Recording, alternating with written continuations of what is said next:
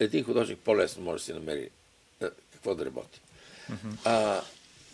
Занесох слайдове от картините си, погледнах хората, къде са картините? Картините са оттатъка. Отвъд желязната завеса са картините така. Те не могат да скочат,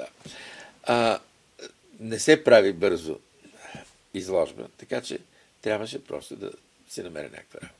И за щастие това беше, както споменах, Холивуд. Минах през най-различни неща там. Започнах от едно студио, небезизвестно, Хана Барбера, което се занимава с анимация. Аз самия от анимация нищо не разбирам. Правих едни голями илюстрации, презентейшн се казва, презентации, с които студиите продават идеите си.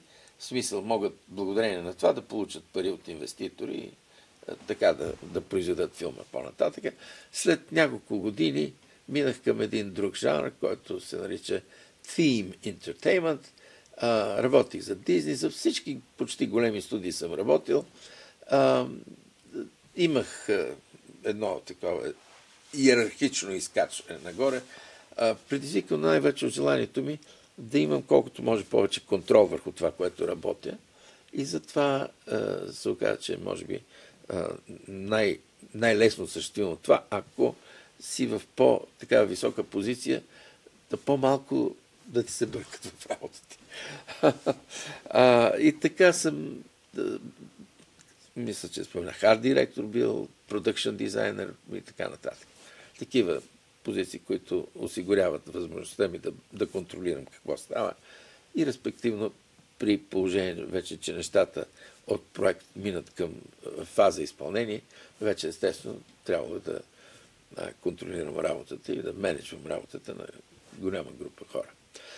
Така, но през цялото това време аз съм всъщност човека, който си има в себе си желанието, мечтата си и не прекъсва работата си с живописта. Да. И всъщност това е изложбата, която показвам сега тук след толкова години на българския зрител, като продължение на това, което съм имал на времето, показвайки тук през началото на 80-те, края на 70-те, началото. Точно така. 83-та заминах. Какво е тази изложба?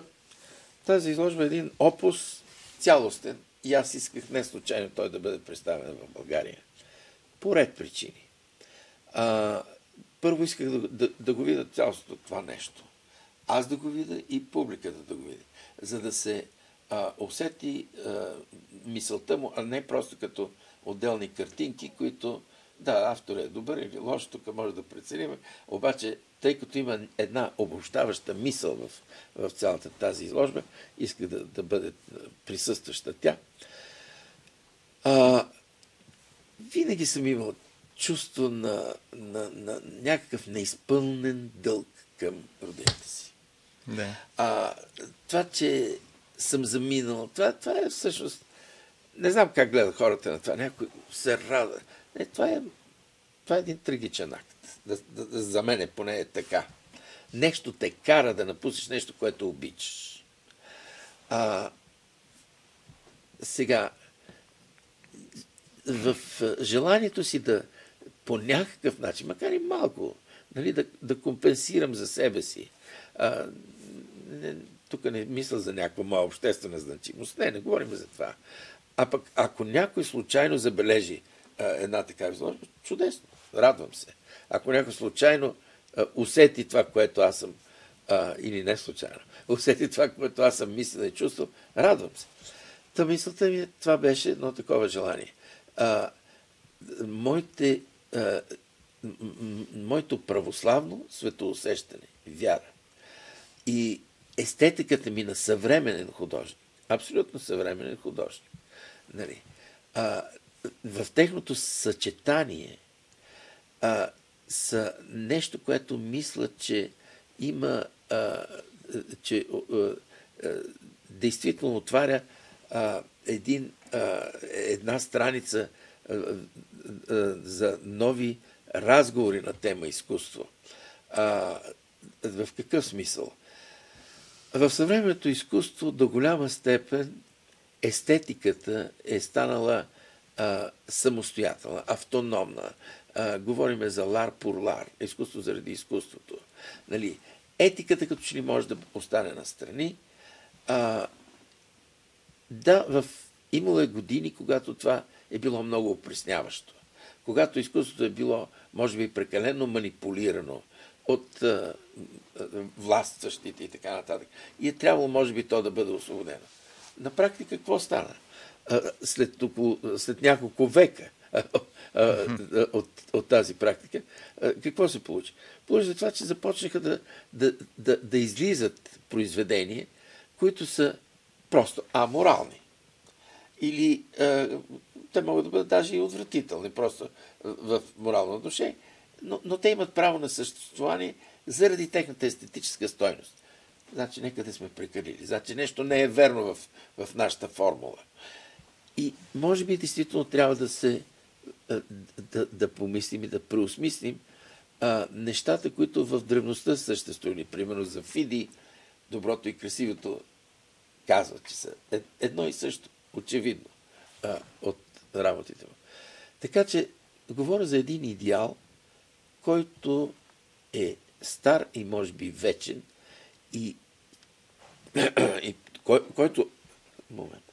Здраве. Който подлежи на преразглеждане. И мисля, че изключително точно за мене това съчетание между красивото и доброто, между етиката и естетиката. Защо? Апропо, аз съм православен свещеник. Станал съм свещеник преди 3 години. Да. Накрая, не на жизненото поприще в средата, а доста към края съм станал свещеник.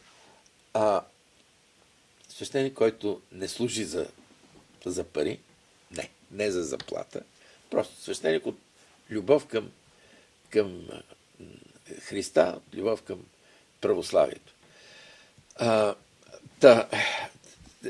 Бих намесил в разговора някакви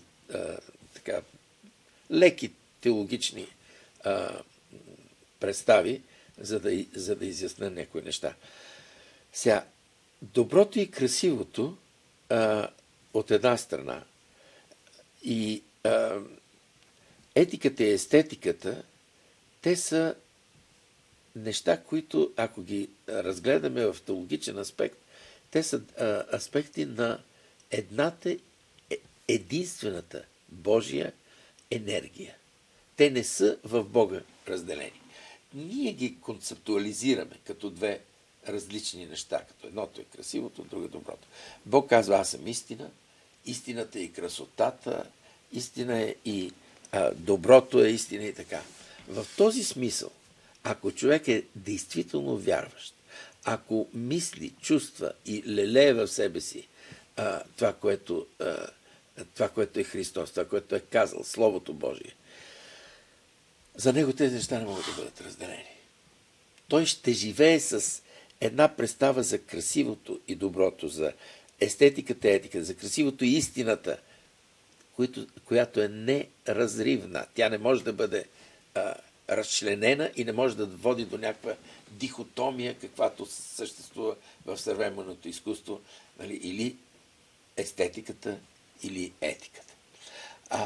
Сега, в този смисъл, ви казах, тази изложба е едно цяло, защото тя представя тази идея, за която аз сега говоря.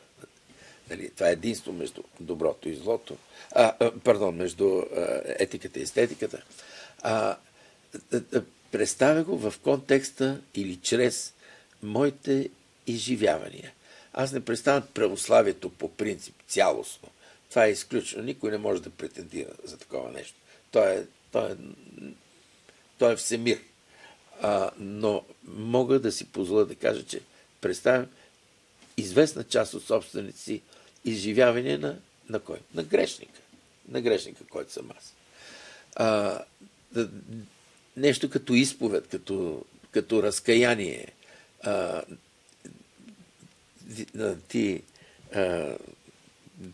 забелязал си, че там има и негативни персонажи в изложбата ми. Да, ние сега ще ги пуснем след малко. Да, ще видим и такива неща. Истинската картина. Сега беше словото, в началото беше словото, после ще видим делата. Да.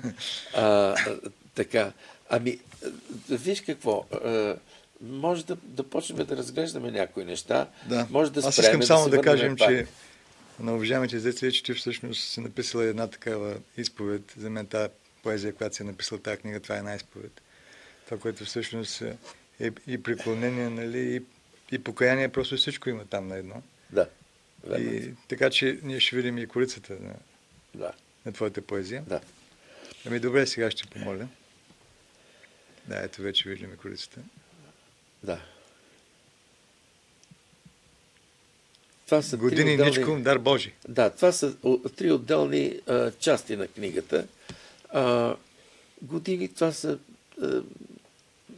нещата от живота, да го кажем. Ничком, това е естествено, това е ясно. Молитвеното състояние. А дар Божи, това е нещо, което по Божия милост Бог реши да даде на този грешник, който седи до тебе и пред публиката сега. На всеки грешник. Бих казал аз. Да. Мислиш ли, че това, което си го така създал, всъщност е нещо, което ще остане? Виж какво. Първо... е една находка, примерно, бих казал, която след време някой ще открие, няма да знае автора кой е, но примерно ще остане произведението. Да си признае. Въпросът за авторството за мен стои така. Ако нещо е успяло от това, което аз правя, от това, което рисувам, пиша и така. Ако нещо е успяло, аз смятам, че авторът там е Бог, че авторът там е Христос. Аз съм единствено грешната ръка изпълнител. Благодарната ръка изпълнител. Защото всичко добро е от Бога. Да, човек може с волята си да бъде в синергия с Божията воля, но автор е пак той. Дали Бог ще реши, ако нещо е добро от работите ми да остане, той знае.